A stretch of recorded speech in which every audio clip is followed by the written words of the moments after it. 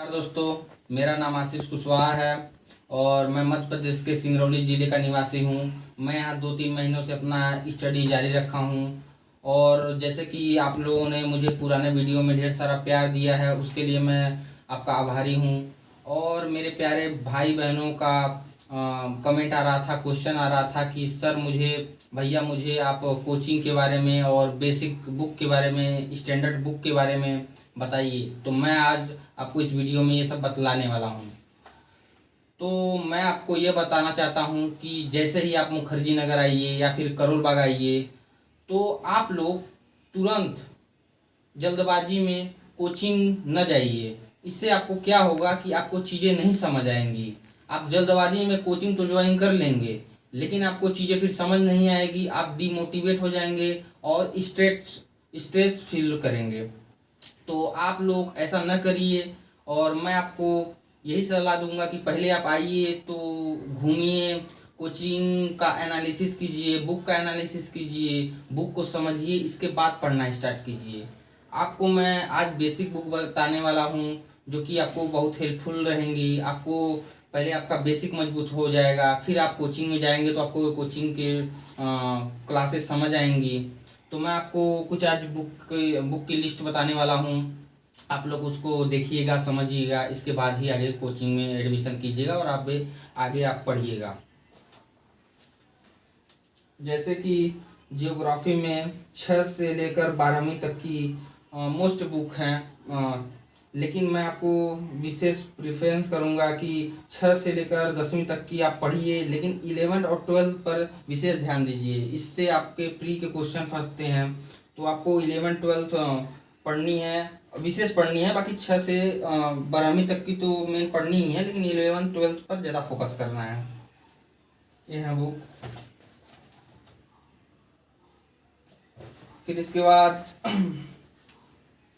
Polity की भी आपको 11-12 की बुक बेसिक एनसीईआरटी कवर करनी है। इससे आपको आपका बेसिक मजबूत होगा। ये देखिए 11-12 की।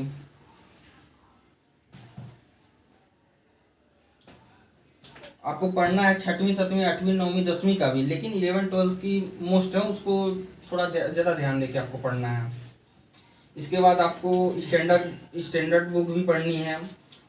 स्टैंडर्ड बुक ये है कि इकोनॉमिक्स की तो पहले आप एनसीईआरटी पढ़ लीजिए। इसके बाद स्टैंडर्ड बुक आपको पढ़ना है तो रमेश सिंह भी पढ़ सकते हैं, लेकिन मैं जल्दबाजी में तो रमेश सिंह पढ़ लिया। लेकिन आपको मैं ये बताना चाहता हूँ कि आप मोरनाल के वीडियो देखिए, उनके लेक्चर देखिए, या फिर उनके नोट्स आपको फॉलो करने होंगे, क्योंकि वो सफिशियंट है कि आपका कवर कर देंगे और आपको कम टाइम में ज़्यादा नॉलेज गेन हो जाएगा।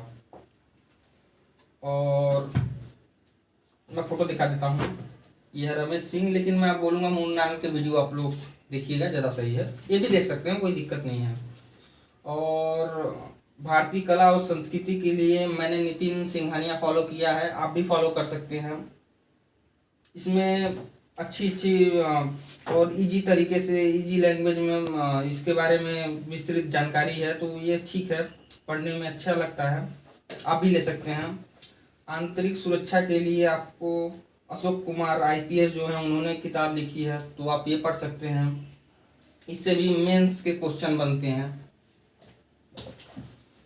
बाकी आपको तो पता ही है कि हिस्ट्री के लिए 11-12 का एनसीईआरटी आपको बेसिक के लिए पढ़ना होगा। उसके बाद आपको स्टैंडर्ड बुक पढ़ना है तो स्पेक्ट्रम पढ़ लीजिए, सतीश चंद्रा पढ़ लीजिए, आर.एस. शर्मा पढ़ लीजिए, वो पढ़ सकते हैं। देखिए आप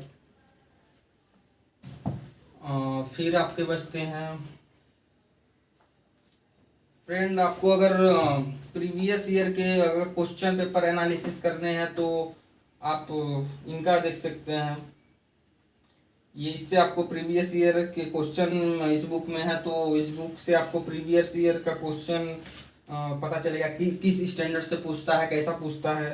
ये मुन्नाल पटेल की बुक है, आप देख सकते हैं। इससे आपको ये आइडिया हो जाएगा कि क्वेश्चन कहाँ से पूछते हैं। और मैं आपको कहना चाहता हूँ कि फर्स्ट में आप सिलेबस रखिएगा और प्रीवियस ईयर के क्वेश्चन रखिएगा, इसके बेस पे ही चीज़ें एनालिसिस करिएगा, तब पढ़ना स्टार्ट कीजिएगा। और लिमिटेड सोर्स रखिएगा और लिमिटेड बुक रखिएगा और लिमिट टाइम में आपको अपने आप को बांधिएगा कि इतना साल में मुझे इतना तैयारी करना है और इतना टारगेट लेके चलना है। पर डे का टारगेट करिएगा और उसको पूरा कीजिएगा।